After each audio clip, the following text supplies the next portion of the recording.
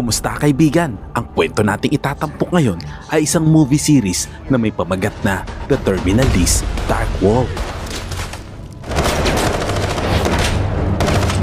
Sa simula ng eksena, makikilala natin si Ben na pinuno ng isang Navy SEAL team na naghahanda para sa isang misyon sa Mosul, Iraq. Ang kanilang layunin ay tulungan ng hukbong Iraqi na itaboy palabas ng lungsod ang mga puwersa ng ISIS. Ilang sandali pa, sumama na ang grupo ni Ben sa mga Iraqi soldiers habang sila ay sabay-sabay na nagpunta sa tabi ng ilog. Sinabi ng komandante ng Iraq na si Darine na papunta na sila sa isang tulay para sa palitan ng mga bihag. Ang plano ay pagpalit ang 20 lokal na bihag kapalit ng deputy leader ng ISIS na si Jabal na kasalukuyan nilang hawak. Pagdating sa tulay, bumaba ang parehong panig at inilabas nila si Jabal. Ilang sandali lang, dumating ang grupo ng ISIS at iginiit na si Jabal muna ang unang palayain. Matapos ang tensyonadong negosasyon, pumayag sina Darine at Ben. Pinalaya nila si Jabal at pinalaya rin kapalit nito ang mga bihag. Ngunit habang sinasakay si Jabal sa isang motorsiklo para dalhin palayo, bigla namang nauwi sa karasan ang sitwasyon. Inilunsad ng ISIS ang isang biglaang pag-atake. Nagsimula ang matinding labanan na umalingaw-ngaw sa buong ilog. RF inbound, 12 mics. Bravo 1, coming around your port. Why is he advancing?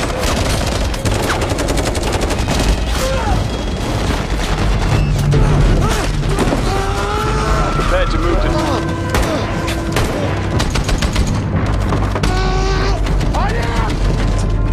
Matapos ang matagal na bakbakan, nagtagumpay sina Ben at Darine sa pagpapabagsak ng mga kalaban. Ngunit habang sila'y muling nagtipon, napansin naman ni Ben ang ilang bomba na itinanim sa tulay. Bago pa man sila makagawa ng anumang aksyon, sumabog na ang mga bomba, gumuho ang tulay at maraming sundalo ang nasawi. At mula sa araw na iyon, nagsimula ang isang madilim na misyon. Makalipas ang 3 buwan, naka-assign na si Ben sa isang base ng Amerika na ngayon ay nakafocus sa pagtitrain ng mga Iraqi soldiers. Mula nang nangyari ang pagsabog, inialay niya ang sarili sa pagpapabuti ng kanilang kakayahan sa labanan. Samantala, makikilala si Major Salim, ang kanyang Iraqi counterpart. Makalipas ang ilang sandali, dumating naman ang matalik niyang kaibigan na si James Ree mula sa hukbong Amerikano upang tumulong sa pagsasanay. Ipinakilala ni Ben si James kay Darine na ngayon ay wala na sa serbisyo matapos mawalan ng isang binti sa pagsabog sa tulay. Madalas nakasama ni Ben ang asawa at anak ni Darine na itinuring na rin niyang parang sariling pamilya. Kinabukasan, dumating sa base ang isang opisyal ng CIA na may dalang bagong assignment. Sina Ben at James ay inatasang hanapin ang isang lalaking pinaghihinalaang nagsusupply ng armas sa ISIS. Pinaniniwala ang nagtatago ang target sa isang residential complex sa Mosul, kaya't kailangan nilang kumilos agad. Pagdating ni na Ben at James malapit sa target area, nagbihis sila bilang mga lokal upang hindi mahalata. Ngunit bago pa sila makapasok, bigla namang tumawag ang opisyal ng CIA upang kansilahin ang misyon. Naguluhan sila at humingi ng paliwanag. Ibinunyag ng opisyal na lumipat na ng lungsod ang target. Naiinis man dahil sa pagkabigo, bumalik na lamang sina Ben at James sa base. Habang nagmamaneho pabalik, nakatanggap naman si Ben ng tawag mula kay Darine.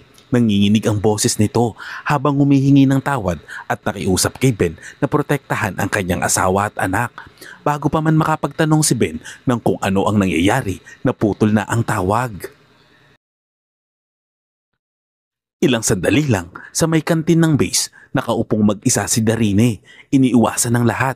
Bigla na lang tumulo ang kanyang mga luha habang pabulong na muling humingi ng tawad at pinindot ang isang remote control.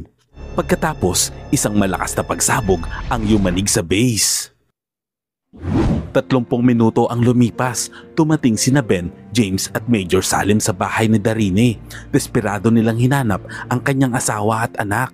Ngunit pagdating nila, ay walang tao, tahimik at bakante ang buong lugar. Si Ben na malapit sa pamilya ng kaibigan ay nabalot ng matinding lungkot at hindi makapaniwala sa nangyari. Hindi niya maunawaan kung bakit nagawa nito ang bagay na iyon.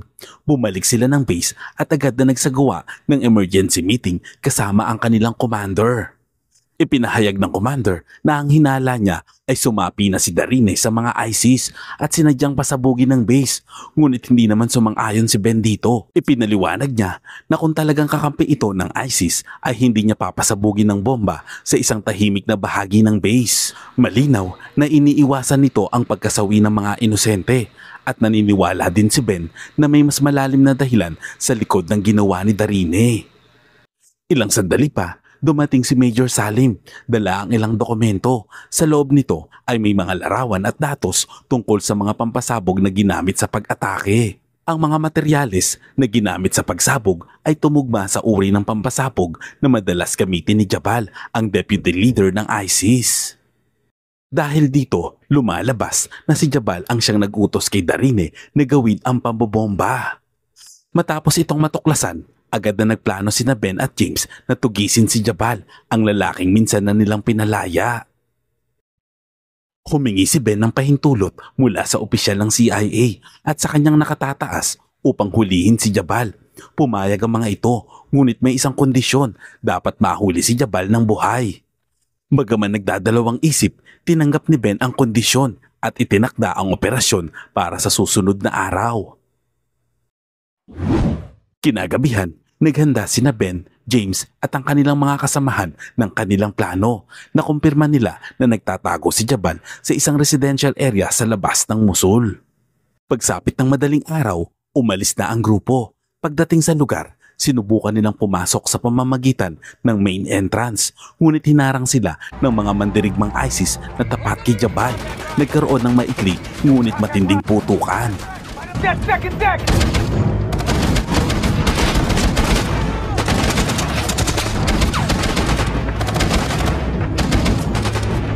Mabilis na napabagsak ng grupo ni Ben ang mga kalaban at sinalakay ang compound. Sa loob, nahuli nila si Jabal ng walang laban. Habang nagsasagawa ng masusing pagsisiyasat, natagpuan ni Ben ang dalawang batang nakatalokbong ang mukha at nakakulong sa isa sa mga silid. Nang alisin ni Ben ang talokbong sa mga bata, napatigil siya sa gulat. Ito ay ang mga anak ni Darine. Isa sa kanila ang nagsalita at sinabing pinilit ang kanilang ama na isagawa ang pambobomba dahil nagbanta si Jabal na papatayin niya ang buong pamilya ni Darine kung tatanggi ito. Ngunit kahit tinupad ni Darine ang utos, pinatay pa rin ni Jabal ang kanilang ina dahil sa pagsuway nito. Sa narinig na iyon, lumabas ang matinding galit ni Ben. Hindi na siya nagdalawang isip at binaril niya si Jabal on the spot. Pagkatapos ng insidente, bumalik ang grupo sa base, dala lamang ang dalawang anak ni Darine na nakaligtas. Kinabukasan, tinipon sina Ben, James at ang kanilang unit. Mahigpit na binalaan sila ng commander tungkol sa kahihinatnan ng pagsuway sa direktang utos. Ayon dito, gaano man katalino o kahusay ang isang sundalo, hindi iyon dahilan para labagin ang utos ng nakakataas. Kahit labag sa kalooban nito, ipinahayag ng commander ang pagkatanggal ni Ben sa Navy SEALs dahil sa kanyang kabiguang sumunod sa utos. Ang kanyang misyon ay ibalik si Jabal ng buhay. Ngunit pinatay niya ito. Dahil dito, sina James at ang iba pang kasamahan ay pansamantalang sinuspinde. Dahil si Ben ang namuno sa operasyon, siya ang pinanagot. Si Hastings, isa sa mga miyembro ng SEALs, ay nagbitiw sa serbisyo matapos malaman ang pagkatanggal ni Ben. Ayon sa kanya, ayaw niya na magpatuloy sa mga misyon kung wala si Ben. Tinanggap naman ng pamunuan ang kanyang pagbibitiw. Bago sila umuwi patungong Estados Unidos, nagpasalamat si Ben kay James sa ipinakita nitong katapatan. Pagkatapos nito, sumakay sina Ben at Hastings sa helicopter patungo sa paliparan. Subalit na antala ang kanilang biyahe dahil sa masamang panahon, kaya napilitan silang maghintay sa airport. Habang naghihintay, iminungkahi ni Ben na dumaan muna sila sa kalapit na bar upang magpalipas ng oras. Doon may lumapit sa kanila na lalaki na nagngangalang Thomas. Alam na ni Thomas ang tungkol sa pagkakatanggal ni Ben at Hastings at pati na rin ang pagkamatay ni Jabal. Ipinakilala ni Thomas ang sarili bilang secret agent ng United Nations. Ayon sa kanya, nagre-recruit siya ng mga sanay sa operatiba para sa mga secret operation laban sa ISIS. Nag-alok siya ng sweldong mas mataas kaysa sa natatanggap nila sa militar. Ipinakita ni Thomas ang plano ng bagong misyon, ang paghuli kay Masood Danawi, isang lalaki na gumagawa ng bomba ng ISIS. Walang pag-aatubili, tinanggap ni Ben ang alok. Si Hastings naman ay humingi ng oras para makapagdesisyon. Ilang sandali pa, habang naliligo sa pool si Hastings malapit sa bar, muling nilapitan siya ni Thomas at kinausap. Sinabi ni Hastings na nais niya ng payapang buhay at ayaw na niya ng mararahas na misyon. Ngunit iginiit ni Thomas na ang isang sundalong tulad ni Hastings ay mahihirapang umiwas sa karahasan. Dahil sa mga salitang iyon, nagbago ang isip ni Hastings. Pumayag siya na sumali na sa operasyon. Kinabukasan, lumipad sina Ben at Hastings patungo sa headquarters nila Thomas sa Austria, kung saan nakilala nila ang assistant nitong si Alisa para pag-aralan ang plano ng misyon. Inaasahan na makikipagkita si Masood Danawi sa mga buyer sa isang nightclub sa gabing iyon at ang misyon nila ay mahuli ito ng buhay. Si Alisa na naka-undercover bilang bartender ang tutulong sa operasyon. Pagsapit ng gabi, dumating sina Ben at Hastings sa nightclub at personal na nakipagtagpo kay Alisa. Mabilis niyang sinabi ang plano. Lalasingin nila si Danawi sa pamamagitan ng paglalagay ng laxative sa inumin nito upang magpunta sa banyo at doon papasok sina Ben at Hastings para dakpin ito. Sinimulan ni Alisa ang plano nang maupo ang target sa bar. Ngunit naging mapaghinala ito at iniutos kay Alisa na inumin muna nito ang alak. Walang nagawa si Alisa kundi sumunod at ilang sandali lang umepekto na ang gamot. Napilitan si Alisa na magtungo sa banyo habang sinundan siya ng isang gwardya. Tahimik na kumilos si Hastings at pinatulog ang gwardya bago ito makapag-ingay. Ilang minuto ang lumipas, uminom si Alisa ng antidote at agad na bumalik sa grupo. Iniulat niya na si Danawi ay naghahanda ng umalis ng club. Agad na kumilos ang grupo at nagpunta sa parking area. Sa mga sandaling iyon, tumawag si Thomas at nagbago ang utos nito. Mula sa paghuli ay naging pagpatay ang kanilang misyon. Sabay-sabay na umatake sina Ben, Hastings at Alisa. Sa tulong ng maayos na koordinasyon, natalo nila ang mga bodyguard ni Danawi. Sa huling sandali, binaril ni Hastings si Danawi at napatay ito at doon natapos ang kanilang misyon. Teka kaibigan, bago natin ipagpatuloy ay maaari ba akong makahingi ng like? Simpleng bagay lang yan pero napakalaking tulong sa akin yan. At kung hindi ka pa nakasubscribe sa aking channel ay pasubscribe naman po. Maraming salamat. Kinabukasan, makikitang nagsasanay sa pagbaril sina Ben at Hastings sa likod ng headquarters ni Thomas habang nagsimula na itong magplano ng susunod na operasyon. Sa ibang eksena, makikita ang isang leader ng ISIS na nakikipagpulong sa isang opisyal mula sa Iran tungkol ito sa isang kasunduan sa armas. Ngunit nauwi sa kabiguan ng usapan dahil nawala na si Danawi, ang kanilang bomb maker. Samantala, pinalawak ni Thomas ang kanilang grupo. Dumating si Elisa sakay ng kotse patungo sa compound at kasunod nito ang bagong recruit sa grupo kabilang si Major Salim, ang dating counterpart ni Ben sa Iraqi. Nagretiro si Salim mula sa hukbo ng Iraqi at sumali sa unit ni Thomas. Kasunod si Nis, isang dating sundalong special forces na minsang naglingkod na rin sa pamumuno ni Ben. Bago ang briefing, iniabot ni Major Salim kay Ben ang isang litrato ng mga anak ni Darine. Nakumpirma niya na ligtas na naipadala ang mga ito sa Estados Unidos. Nagpasalamat naman si Ben at nangako na aalagaan ng mga bata pagbalik niya sa bahay. Sinimulan ni Thomas ang mission briefing. Nakita sa telepono ni Danawi ang dalawang mahalagang mensahe. Isa mula sa isang babae na nag-ayos ng meeting sa isang hotel sa Budapest at ang isa ay mula naman sa isang nuclear engineer na nagmumungkahi ng isang kasunduan. 3 araw ang lumipas, inutusan ni Thomas ang grupo na unahin ng lead sa Budapest bago tumuloy sa engineer. Hindi nagtagal, umalis sina Major Salim, Ben at Hastings patungong Budapest. Pagdating doon, umupo si Major Salim sa isang cafe malapit sa lugar ng pagkikita para bantayan ang babaeng naka-schedule na makipagkita kay Danawi.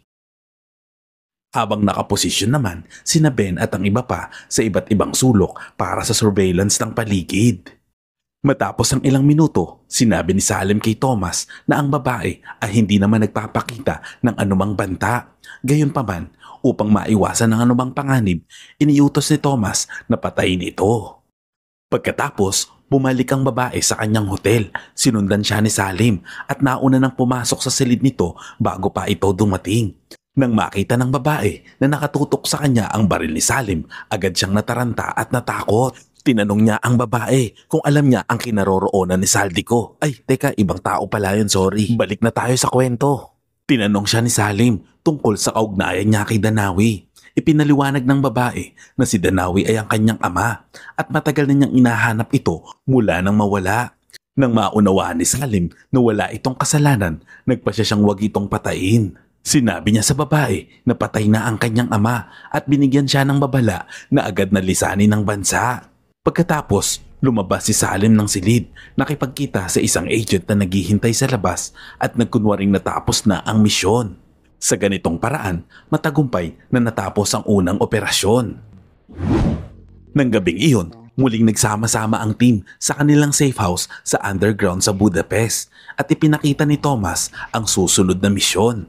Ang target nila ay isang nuclear engineer na makikilala nila kinabukasan ng hapon.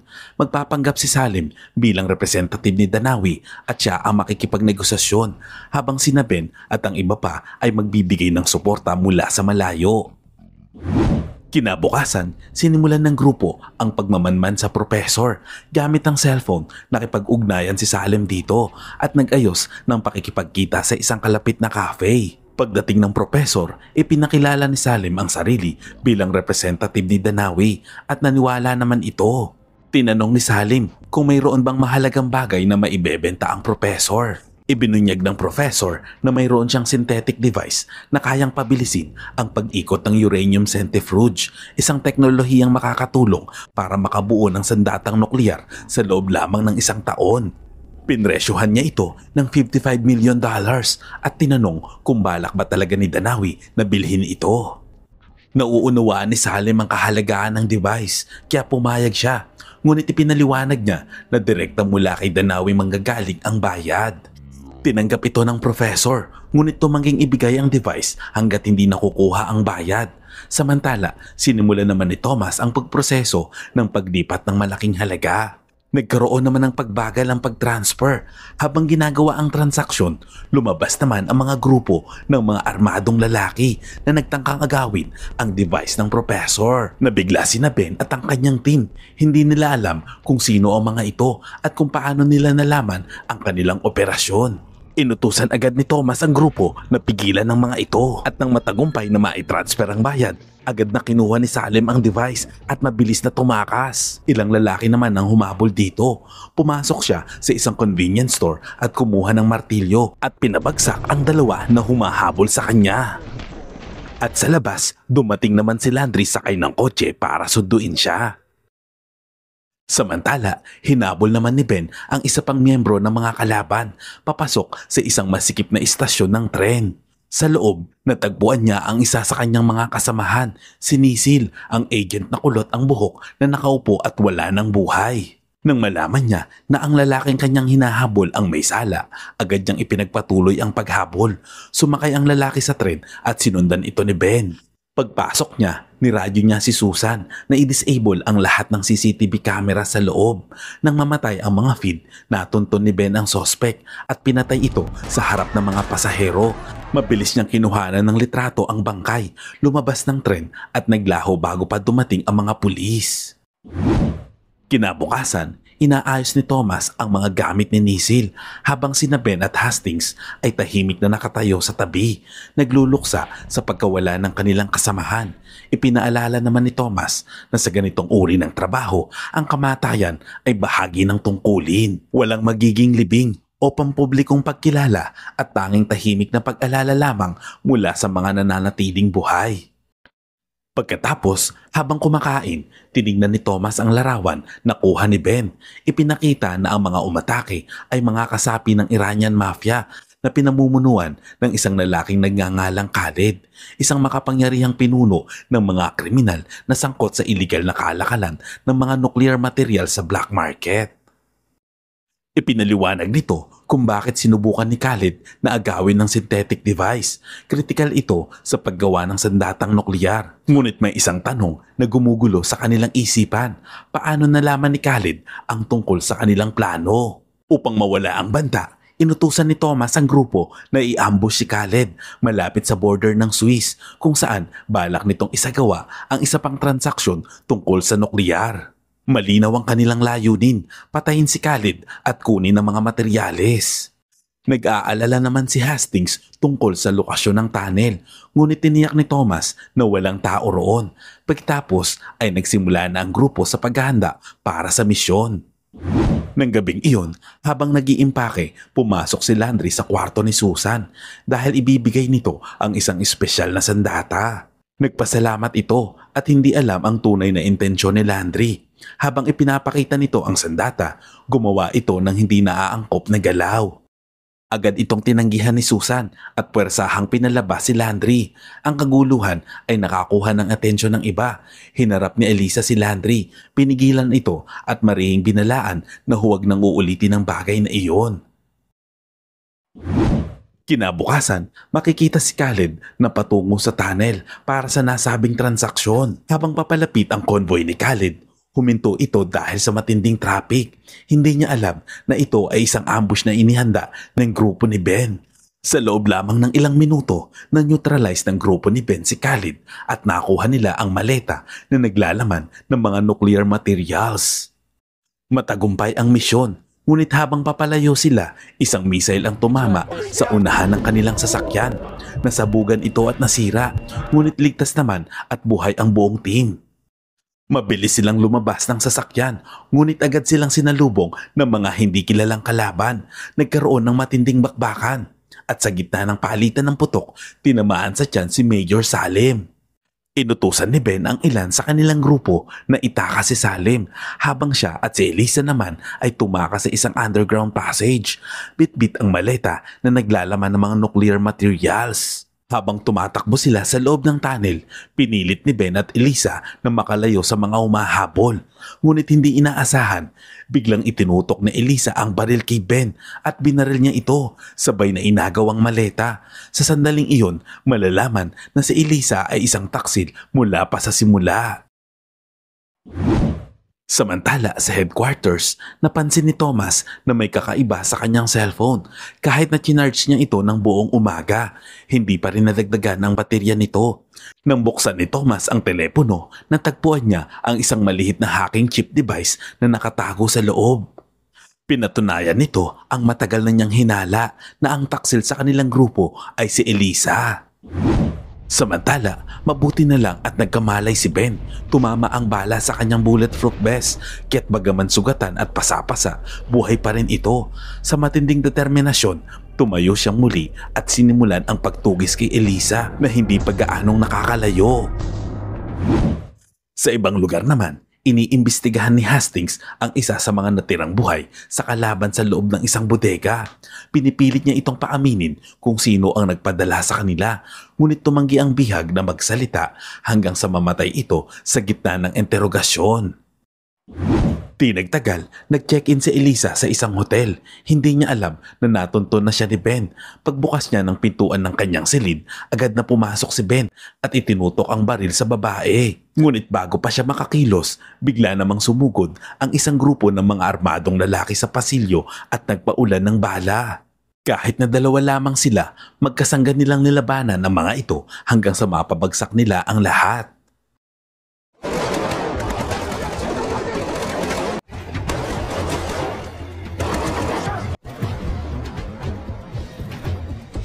Pagkatapos, na-corner ni Ben si Elisa sa gilid ng hotel at marahas na tinanong ang katotohanan.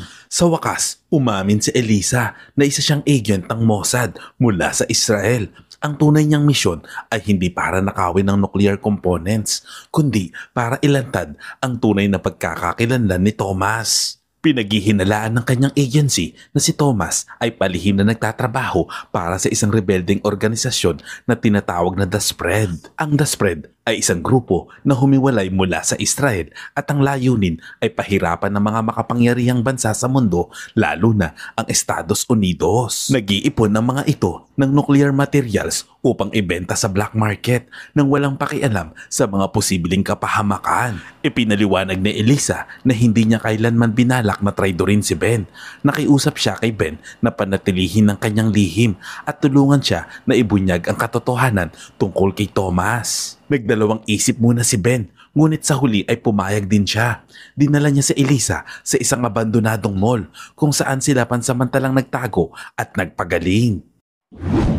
Kinabukasan, nagsagawa naman si Susan ng sarili niyang secret mission. Minanmanan niya ang isang taong kilala na miyembro ng The Spread. Nang umalis ang lalaki, agad siyang pumasok, hinap ang kanyang laptop at kinopya ang lahat ng mahalagang files. Ngunit biglang bumalik ang lalaki at inatake siya. Napilitan naman si Susan na barilin ito bago tumakas, dala ang mga data. Samantala, nagpunta sina Ben at Elisa sakay ng isang ninakaw na kotse sa bayan. Habang nasa biyahe, tinanong ni Ben kung maaaring natuklasan na ni Thomas ang tunay na pagkakakilanlan ni Elisa. Umamin si Elisa na hindi pa siya sigurado, ngunit umaasa siya na hindi pa ito nalalaman. Makalipas ang ilang sandali, napilitan silang huminto dahil sa mabigat na trapiko. Samantala, isang motorsiklo ang lumapit sa gilid ng kanilang kotse at ikinabit ang bomba sa sasakyan bago mabilis na tumakas. Ilang segundo lang ang lumipas, sumabog ang kanilang sasakyan. Nakaligtas si Ben, ngunit sugatan. Pinaputukan niya ang mga tumakas na motorista, saka mabilis na bumalik upang tignan si Elisa. Ngunit laking gulat niya nang makita itong patay na. Ang katawan ay halos hindi na makilala sa tindi ng pagkasunog. Ilang minuto matapos ang insidente, mag-isa nang nakatayo si Ben sa isang pampublikong palikuran, tahimik na naglilinis ng kanyang mga sugat. Matindi ang dagok sa kanya ng pagkamatay ni Elisa. Namatay si Elisa bago pa niya tuluyang mabunyag ang katotohanan tungkol sa tunay na pagkakakilanlan ni Thomas. Samantala, si Susan ay naghihintay sa isang istasyon ng tren. Malalim ang iniisip at nang marinig niya ang balita tungkol sa pagkamatay ni Elisa sa pagsabog, napatigil siya. Hindi siya makapaniwala at binalot siya ng matinding dalamhati nang malaman niya na wala na ang kanyang kasamahan. Sa ibang eksena, bumalik si Ben sa base ni Thomas, dala ang na-recover na nuclear component. Naroon ang buong team kasama si Thomas. Nang walang pag-aatubili, hinarap ni Ben si Thomas at diretsahang tinanong kung totoo bang kasabwat siya ng isang organisasyon na tinatawag na The Spread. Inamin ni Thomas na minsan na siyang nasangkot sa organisasyon, ngunit iginiit niya na iniwan niya na ito nang matuklasan niyang layunin ng grupo ang pagwasak sa mundo. Pagkatapos, dinala niya ang team sa isang silid kung saan may lalaking nakaupo at nakagapo sa upuan. Ipinakilala ni Thomas ang lalaki bilang pinuno ng The Spread, ang taong nasa likod ng mga pag-atake. Sinabi ni Thomas dito na umamin na sa kanyang mga kasalanan sa harap ng lahat. Pagkatapos ng kanyang pag-amin, walang pag-aalinlangan siyang binaril ni Thomas na agad nitong ikinamatay. Makaraan ng 20 minuto, tinipon muli ni Thomas ang kanyang grupo para sa isang briefing tungkol sa susunod na misyon. Ipinahayag niya na kailangan nilang ibenta ang na-recover na nuclear components sa Iranian Defense Minister. Iginiit niya na sa ganitong paraan, mananatili sa ilalim ng kontrol ng gobyerno ang mga materyales at maiiwasang mapasakamay ng masasamang tao. Naka-schedule ang kasunduan kinabukasan sa isang liblib na airstrip. Pagkatapos ng pagpupulong, biglang nagpasya si Hastings na tumiwalag na sa grupo. Sinundan siya ni Ben sa labas at tinanong kung bakit. Ayon kay Hastings ay sawa na siya at ayaw niyang makibahagi sa isa na namang kahina-hinalang misyon. Mariin niyang tinutulan ang pagbebenta ng component sa Iran. Umamin si Ben na hindi rin siya sang-ayon, ngunit nagpahiwatig siya na may ibang plano. Gayunpaman, tumanggi pa rin si Hastings na manatili. Ipinahayag niya na uuwi na siya ng Amerika at opisyal nang umalis sa grupo. Samantala, sa ibang lugar, makikita na nagpapahinga si Susan sa kanyang hotel room nang tumawag ang kanyang superior upang ipaalam na tapos na ang investigasyon kay Thomas. Nakumpirma ng ahensya na si Thomas nga ang pumatay sa lalaking kanilang pinuno ng The Spread, kaya nabura na ang lahat ng hinala laban sa kanya. Pagkatapos ng tawag, binuksan ni Susan ang laptop na nakuha niya mula sa isang kasapi ng The Spread. Sa loob nito, natagpuan niya ang mga encrypted na mensahe na nagpapakita na patuloy na komunikasyon sa pagitan ni Thomas at ng totoong pinuno na si Neta. Sa sandaling iyon, napagtanto niya ang katotohanan na ang lalaking pinatay ni Thomas ay hindi ang tunay na pinuno ng The Spread at patuloy pa rin itong nakikipagtulungan kay Neta. Kinabukasan, nagtungo sina Ben, Major Salim at Landry sa airstrip upang makipagkita sa Iranian Defense Minister. Dumating ang ministro kasama ang isang grupo ng mga sundalong escort, pagkatapos ay inihanda ng tatlo ang mga nuclear components. Inilipat ng ministro ang bayad kay Salim. Pagkatapos nito, nakatanggap si Ben ng mensahe mula kay Susan. Ipinakita nito ang litrato ni Thomas na nakikipagkita kay Neta, ang tunay na pinuno ng The Spread. Makikita sa larawan ang isang malalim na sabuatan. Nananatiling tapat si Thomas kay Neta. Ibinenta nila ang mga component sa Iranian minister upang mapabilis ang paggawa ng sandatang nuklear. Kapag naging operational na ang armas, balak nilang pilitin ang ministro na salakayin ng Estados Unidos na magpapasimula ng pandaigdigang digmaan. Agad na kumilos sina Ben at ang kanyang grupo. Lumabas sila ng sasakyan at pinaputukan ang eroplano ng ministro.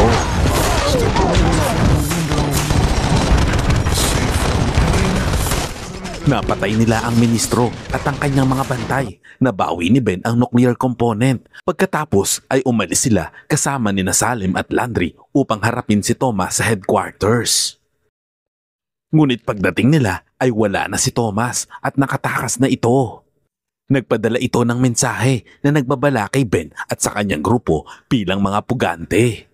Inakusahan sila ni Thomas bilang mga terorista na nagnakaw ng mga nuclear components. Samantala, tumating si Susan at sinabi ang mas malaking panganib. Iminungkahi nito na magiwahiwalay muna ang grupo at magtago hanggang sa humupa ang kaguluhan. Pumayag naman sina Ben, Major Salim at Landry at tuluyan na silang nagkahiwa-hiwalay. Lumipas ang isang buwan. Si James na nananatili pa rin sa American base sa Iraq ay nakatanggap ng liham mula kay Ben. Inilahad ni Ben sa liham ang pagbagsak niya mula sa SEALs, ang pakikipagtulungan niya kay Thomas at ang panlilinlang na naging dahilan upang siya ay maging pugante. Nagtago si Ben sa isang liblib na lugar. Pagkatapos ng isang buwang mag-isa, hindi na niya iniiwasan ng realidad. Nagtayo siya ng mga patibong sa paligid ng lupain at nag-ipon ng mga pampasabog at armas. Naghahanda siya para sa isang labanan. Pagkatapos, tinawagan ni Ben si James. Naniniwala naman si James sa kanyang pagiging inosente at nangakong tutulong. Nakipag-ugnayan din siya kay Susan at hinimok itong kumilos na. Pinayuhan naman siya ni Susan na maghinay-hinay, ngunit iginit ni Ben na lumaban na sila. Sa pamamagitan ng pag-activate ng kanyang telepono, sinadya ni Ben na ilantad ng kanyang lokasyon. Alam niya na ito ang magtutulak sa kanila para hanapin siya. Tulad ng inaasahan, na-detect ni na Thomas at Neta ang signal at agad na nagpadala si Thomas ng strike team upang siya ay patayin. Ilang oras ang lumipas, makikita na nakaupo si Ben sa labas ng kanyang kubo, naninigarilyo at kalmadong naghihintay sa kanilang pagdating. Maya-maya, dose-dose ng mga tauhan ni Thomas ang pumalibot sa lugar at biglang nagpaputok. Kinuha naman ni Ben ang kanyang mga armas at nagsimula ang matinding labanan.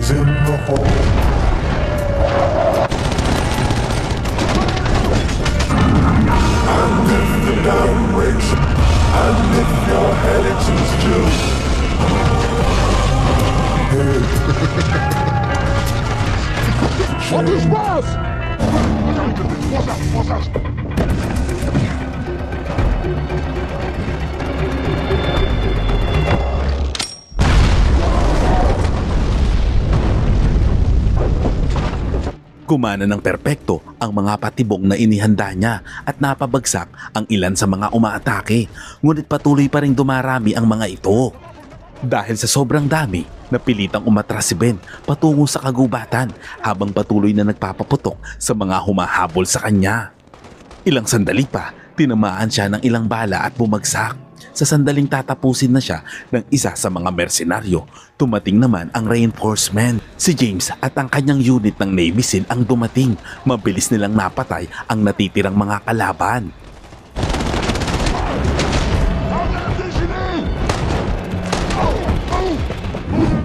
Binuhat ni James si Ben pabalik sa kubo at ginamot ang kanyang mga sugat. Nangihina man, ngunit buhay ito at iniabot ni Ben kay James ang maleta na naglalaman ng nuclear component at sinabing mas ligtas ito sa kanya.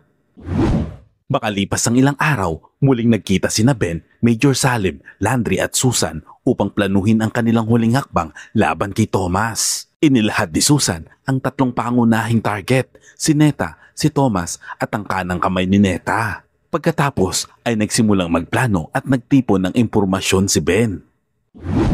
Samantala, nagkunwaring massage therapist si Landry at pumasok bilang undercover sa isang spa. Dito ay makikita na ang kliyente niya ay ang kanang kamay ni Neta na agad niyang pinaslang sa gitna ng session. Kasabay nito, dumating naman si Thomas sa kanyang bahay at hindi niya alam na naghihintay na pala roon si Ben. Sa kabilang banda, minamanmanan ni Major Salim si Neta mula sa malayo nang umalis si Neta mula sa isang soccer field matapos panoorin ang laro ng kanyang anak, palihim na naglagay si Salim ng bomba sa kanyang sasakyan. Bumalik ang eksena kay Thomas at Ben. Pagpasok ni Thomas, hinarap siya ni Ben, ngunit binigyan pa rin ng pagkakataong magpaliwanag. Ibinunyag ni Thomas ang tunay niyang motibo. Kinwento nito na noong dekada 90, napatay ang kanyang mga magulang sa isang pambobomba na maling ibinintang sa mga teroristang Iranian. Ang mga totoong may sala ay ang militar ng Amerika na nagsagawa ng peking pag-atake upang maparatangan ang Iran. At mula noon ay sumumpa si Thomas na maghihiganti. Bilang isang agent ng United Nations, ginamit niya ang kanyang posisyon upang manipulahin ang mga pandaigdigang operasyon at tulungan ang Iran na makabuo ng mga sandatang nukleyar na balak niyang gamitin laban sa Estados Unidos. Nauunawaan ni Ben ang sakit na dinadala ni Thomas, ngunit hindi niya kayang tanggapin ang kanyang mga ginawa. Ilang sandali pa, umalingaw-ngaw ang mga sirena ng pulis sa labas. Sinabi ni Ben kay Thomas na para sa kanya ang mga pulis at lumabas siya ng bahay habang nilulusob ito ng mga alagad ng batas. Makalipas ang ilang sandali, nagtungo si Ben sa headquarters ng CIA at isinuko ang lahat ng ebidensya laban kay Thomas na tuluyang naglinis sa kanyang pangalan. Makalipas ang isang buwan, binisita si Ben ng isang pinuno ng isang Special Task Force ng Amerika. Inalok siya ng posisyon bilang miyembro ng kanilang elite team. Sa una, tumanggi si Ben dahil nais na lamang niyang mamuhay ng payapa sa dagat. Ngunit matapos ang ilang pag-iisip, tinanggap din niya ang alok. Ilang linggo ang lumipas, sumailalim si Ben sa kompletong medical at psychological test kasunod ng isang computerized honesty test. Matagumpay niyang naipasa ang bawat yugto at opisyal siyang nanumpa bilang isang special agent ng Estados Unidos. Ang moral lesson ng kwentong ito ay mukhang kailangan na ng Pilipinas ang grupo ni Ben para panagutin ang mga politikong magnanakaw. Salamat kaibigan at umabot ka sa punto ng video na ito. Anong masasabi mo sa ending ng kwento? Kung nagustuhan mo ito, ay pwede ba akong makahingi ng like at pakitype naman sa comment section ang salitang Agnus Project. At kung bago ka naman sa ating munting channel, ay pasubscribe naman po bilang suporta. At para maipagpatuloy natin ang paghahatid ng magagandang movie recap, panoorin mo na rin po ang buong movie pag may time ka. Sana'y nagustuhan mo kaibigan ang kwentong ating itinampok. Kung magkagayon, ay baka naman pwedeng pakilike ang video ito at pasubscribe na rin sa aking channel. Kung hindi mo naman ito nagustuhan, ay pwede mong pindutin ang dislike button ng 2 beses para makasigurado ka.